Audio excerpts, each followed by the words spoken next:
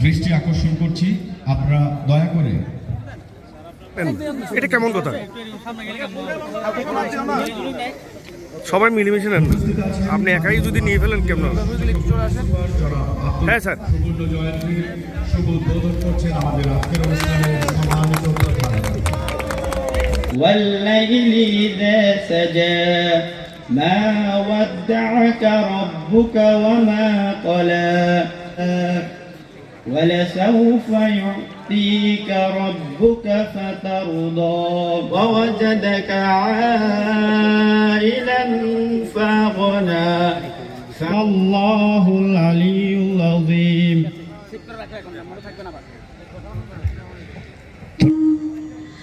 धर्म संस्थापनार्थाय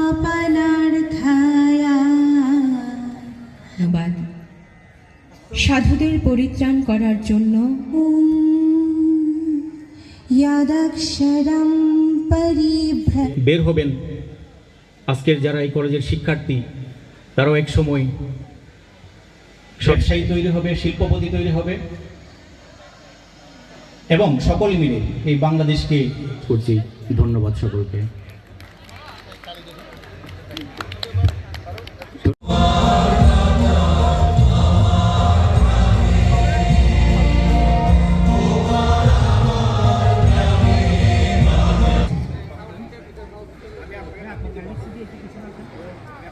জাতীয় সঙ্গীত বাজবে।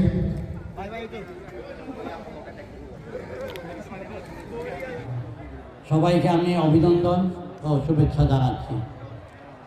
আসলে এখানে সুবর্ণ জয়ন্তী পালনের উদ্যোগটা বহুদিন থেকে অক্লান্ত পরিশ্রম করে এখানে সাধারণ সম্পাদক এবং সভাপতি তারা চেষ্টা করে আসছেন, কারণ তাদের এই স্মৃতিচারণের মাধ্যমে আমরা সকলে অনুপ্রাণিত হব।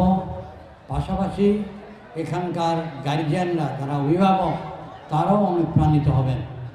আমি বিশ্বাস করি বান্দরবান পার্বত্য জেলা পরিষদ এখানে সকলের অধিকার আছে।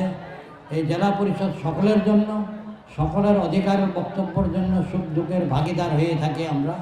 জেলা পরিষদের আরও আমাদের 14 জন সদস্য আছেন, তারাও তো এখানকার প্রাক্তন ছাত্র ছিল, তাদেরকে আমি দেখতে পাচ্ছি না কেন?